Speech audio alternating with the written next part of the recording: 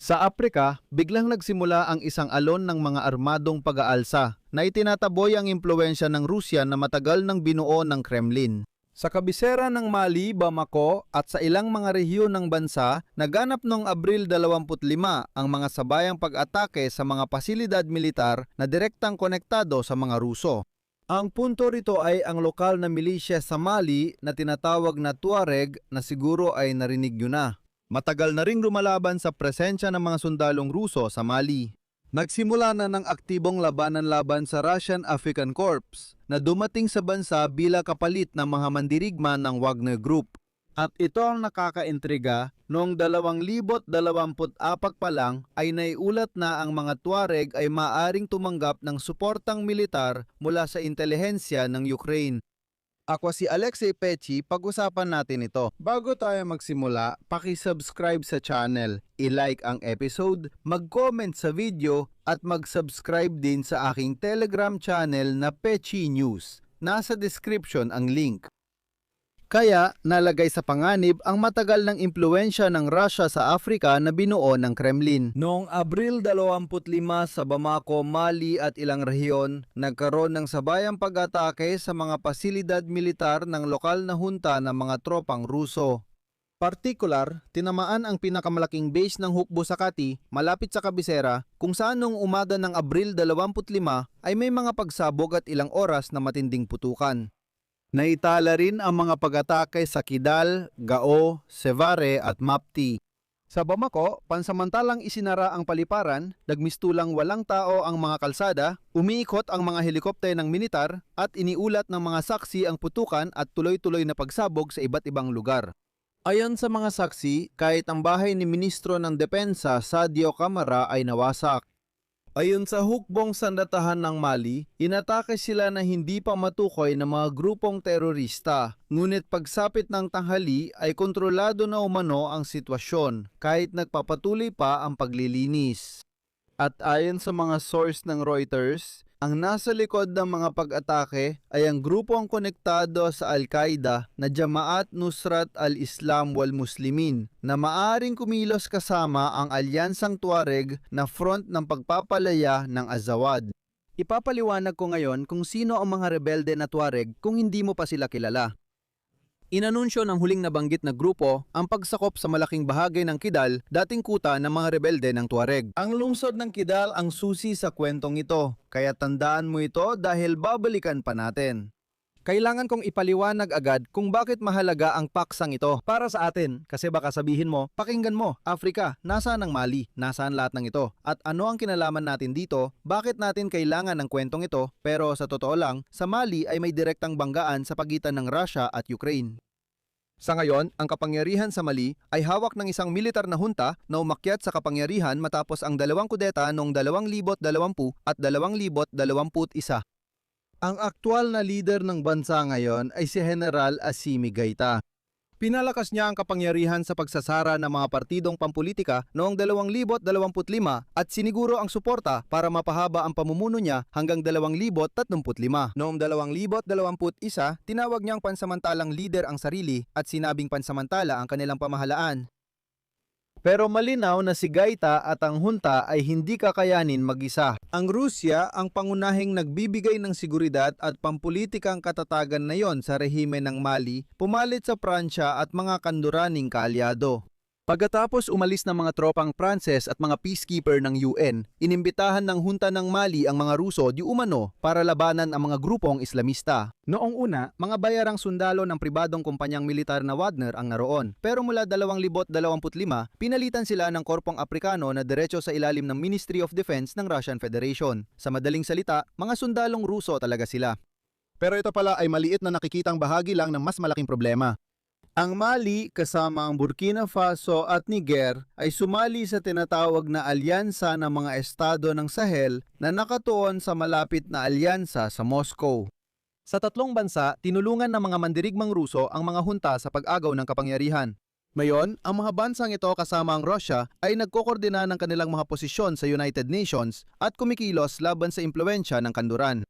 Kapalit nito, nakakakuha ang Russia ng akses sa mga likas na yaman at nakikilawak din sa malalaking proyekto ng infrastruktura at pagmimina. Kung pag-uusapan ang Mali, napakaraming ginto doon. Kinukuha ng mga Ruso ang ginto sa Mali kapalit ng pagtulong sa hunta na mapanatili ang kapangyarihan gamit ang militar.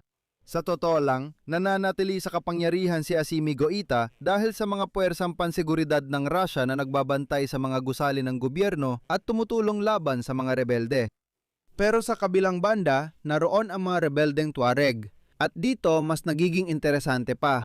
Noong Hulyo-Agosto 2024, ang mga rebeldeng Tuareg sa Mali ay nagdulot ng matinding pagkatalo sa mga militante ng Wagner PMC at sa mga tropang pamahalaan.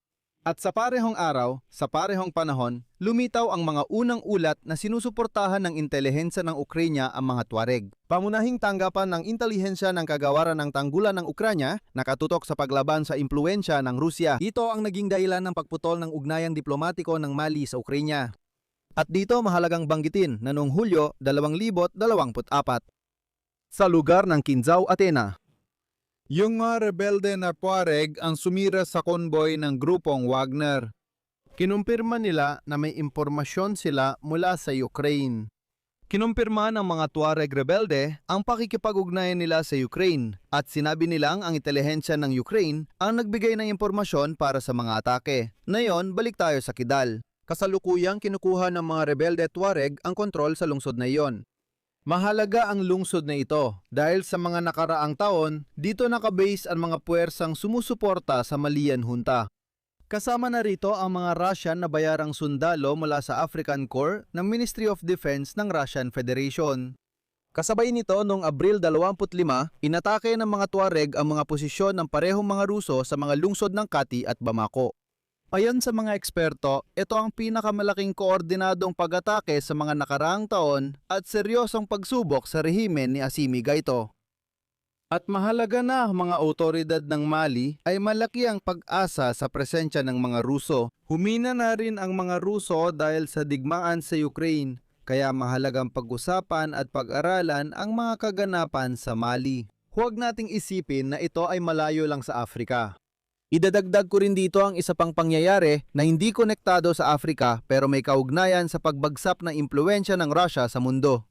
Sa parehong araw, Abril 25, binaklas ng European Space Agency ang launch complex para sa mga Russian na rocket na Soyuz ST sa spaceport ng Kourou sa French Guiana. Siyempre, hindi na ito Africa, ito ay South America, pero gayon pa man.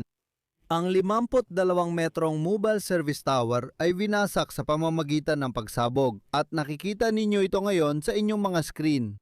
Kasama ang natitirang infrastruktura, kompleks na assembly at pagsubok, riles ng tren, imbakan ng likidong oxygen at mga istasyon ng pagpupuno ng panggatong. Ipapasa ito sa startup na Maya Space. Isa itong subsidiary na kumpanya ng French na Ariane Space para sa paglulunsad ng bagong rocket. Ang una sa mga ito ay nakatagdang ilunsad sa 2027. At dito, gusto ko ring banggitin na ang 15 taong pagtutulungan ng European Space Agency at Roscosmos sa pagpapalipad ng spacecraft sa orbit, natigil ito dahil sa pagsalakay ng Russia sa Ukraine noong 2020. At doon naunawaan ng mga Pranses na bakit pa tayo makikipagtulungan sa mga Ruso. Para saan pa natin sila kailangan? At doon itinatag ang kumpanyang Maya Space. Siya ang pumalit sa mga Ruso. Noong Marso 2025 ang kumpanyang Maya Space. Milagdaan nila ang unang komersyal na kontrata para sa paglulunsad ng Maya na raketa para sa kumpanyang Pranses na Exotrail. Noong Enero 2026 nilagdaan ang kasunduan kasama ang Eutelsat para sa paglulunsad ng satellite na OneWeb. At ngayon, nagpasya na ang mga Pranses na tuluyang alisin ang natitirang impluensya ng Russia sa kanilang teritoryong iba yung dagat.